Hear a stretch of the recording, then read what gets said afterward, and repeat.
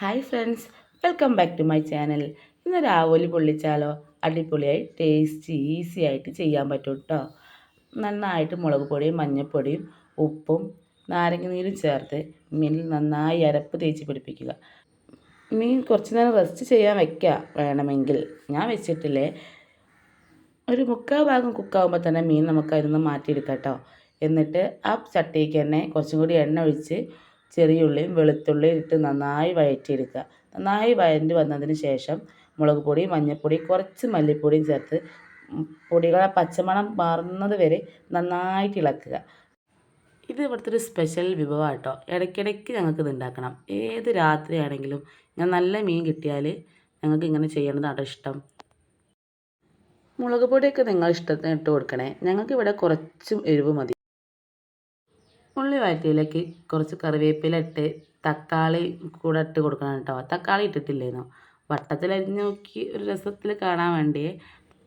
തക്കാളി നന്നായിട്ട് വെന്ത് വഴണ്ട് വരട്ടെ. ഈ സമയം കൊണ്ട് നമുക്ക് തേങ്ങാപ്പാൽ റെഡിയാക്കി എടുക്കണേ. തേങ്ങാപ്പാൽ പാർന്നാൽ ഒന്നും കൂടെ ടേസ്റ്റ് കൂടും.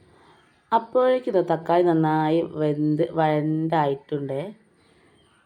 ഇത് എടുത്ത് വെച്ചിരിക്കുന്ന തേങ്ങാപ്പാലും കൂടെ നമുക്ക് ഇതിലേക്ക് ചേർക്കാം. 1-ാം പാൽ മാത്രമേ ചേർക്കണുള്ളൂ, ഫസ്റ്റ് എടുത്തിട്ടുള്ള പാൽ.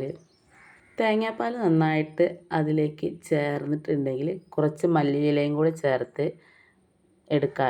മസാല നന്നായിട്ട് എണ്ണ തെളിഞ്ഞ് വന്നിട്ടുണ്ട് കേട്ടോ. നല്ല റെഡ് കളറ് കിട്ടിയിട്ടുണ്ട്. ഒരു 4 കിലോ മുറിച്ച് വാട്ടിയെടുക്കണം.